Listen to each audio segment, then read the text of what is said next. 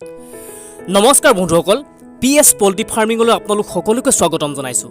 আজি এটা নতুন বিষয় লৈ আপোনালোকৰ মাজলৈ আগবাঢ়ি আহিছোঁ। আজিৰ বিষয়টো হৈছে ব্ৰইলাৰ মেডিচাইন ভাইমেৰাল, বহুলোকে ইয়াক ভিমাৰেল বুলিও কয়। তেন্তে বলকচোন আজি এই মেডিচাইনটোৰ বিষয়ে কিছু তথ্য জানি লওঁ।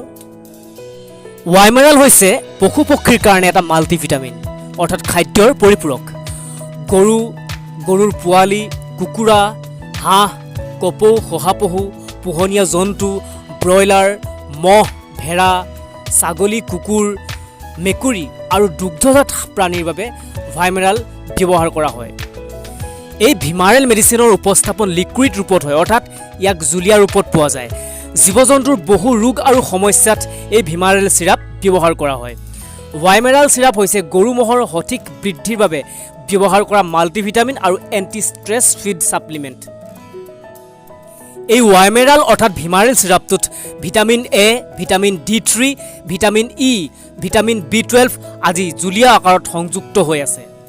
তেন্তে আহকচোন এই সংযুক্ত হৈ থকা ভিটামিন কেইটাৰ উপকাৰিতাৰ বিষয়ে কিছু তথ্য জানি লওঁ।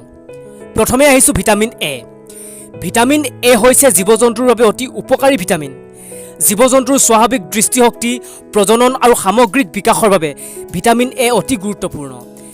তেনেস্থলত ব্ৰইলাৰবিলাকৰ বৃদ্ধি তথা বিকাশৰ কাৰণেও এই এ ভিটামিনটো অতি গুৰুত্বপূৰ্ণ। এইবাৰ আহিছোঁ ভিটামিন D3। ভিটামিন D3ৰ অভাৱ হ'লে জীৱ জন্তুৰ পেশীৰ দুৰ্বলতা আহে, বিষ হয়, ভাগৰ আদি সমস্যাৰ দেখা দিয়ে। গতিকে এই ভিটামিন D3য়ে এই সমস্যাসমূহ সমাধানৰ ক্ষেত্ৰত বহু পৰিমাণে সহায় কৰে। এইবাৰ আহিছোঁ ভিটামিন ইৰ বিষয়ে। ভিটামিন ই হৈছে পশুধনৰ বাবে অতি গুৰুত্বপূৰ্ণ। এই ভিটামিনে প্ৰাণীৰ শৰীৰৰ গুৰুত্বপূৰ্ণ অংগসমূহৰ বিকাশত সহায় কৰে। বিশেষকৈ জৰায়ু আৰু প্ৰজননৰ সৈতে জড়িত অংগসমূহ বিকাশত ই বিশেষভাৱে অৰিহণা যোগায়। এইবাৰ আহিছোঁ ভিটামিন B12। ভিটামিন B12 হৈছে প্ৰাণীৰ মগজু, স্নায়ু, ৰক্তকণিকা আৰু প্ৰাণীৰ শৰীৰৰ আন অংশৰ কাৰ্য আৰু বিকাশৰ বাবে ভিটামিন B12ৰ অতি প্ৰয়োজন হয়। ইয়াৰ উপৰিও গৰু ম'হৰ ভিটামিন B12এ PICA ৰোগ, ডাউনাৰ কোচ চিণ্ড্ৰম, প্ৰজনন বিকাৰ আৰু বিপাকীয় ৰোগৰ পৰা ৰক্ষা কৰে। তেন্তে আহকচোন এই ভিটামিনবিধৰ কিছু উপকাৰিতাৰ বিষয়ে জানি লওঁ। ই ব্ৰইলাৰ তথা অন্যান্য পশু পক্ষীৰ সঠিক বৃদ্ধিত সহায় কৰে, গাখীৰ বৃদ্ধিত অৰিহণা যোগায়, গৰ্ভধাৰণৰ হাৰ উন্নত কৰে, পশু পক্ষীৰ মানসিক চাপ মুক্ত কৰি ৰাখে, গৰুৰ বাবে ইমিউনি ছিষ্টেম হিচাপে ই কাম কৰে, ইয়াৰ উপৰি মানসিক চাপ আঁতৰায়। কুকুৰাৰ বাবে ভাইমেৰাল ব্যৱহাৰৰ বৈশিষ্ট্য বিভিন্ন প্ৰকাৰৰ হ'ব পাৰে। হাঁহ কুকুৰাৰ বাবে চাপ প্ৰতিৰোধী খাদ্য পৰিপূৰক হিচাপে কাম কৰে, ইমিউনিটি ছিষ্টেম হিচাপে অৰ্থাৎ ইমিউনিটি বুষ্টাৰ হিচাপে ই কাম কৰে, কণী বৃদ্ধি তথা উৎপাদনৰ ক্ষেত্ৰত ই যথেষ্ট অৰিহণা যোগায়। ইয়াৰ উপৰি যেতিয়া টীকাকৰণ অৰ্থাৎ ইয়াৰ ভেকচিনেশ্যন হয়, ভেকচিনেশ্যনৰ আগত ইয়াক ব্যৱহাৰ কৰিব পাৰি আৰু ভেকচিনেশ্যনৰ পিছত এই ভেকচিনেশ্যনৰ চাপৰ পৰা মুক্ত কৰিবৰ কাৰণে ইয়াক ব্যৱহাৰ কৰিব পাৰি।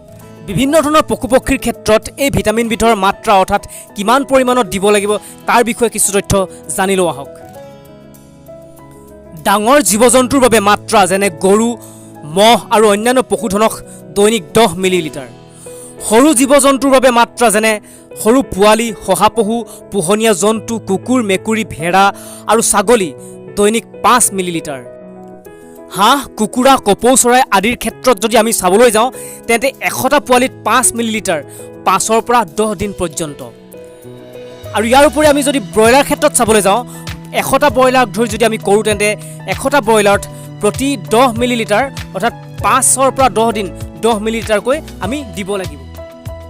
এই মাল্টিভিটামিন টনিকটো আমি যিকোনো কেলছিয়ামৰ সৈতে দিব পাৰোঁ। মাৰ্কেটত উপলব্ধ আপোনালোকে যিকোনো কেলছিয়াম ইয়াৰ সৈতে ব্যৱহাৰ কৰিব পাৰে।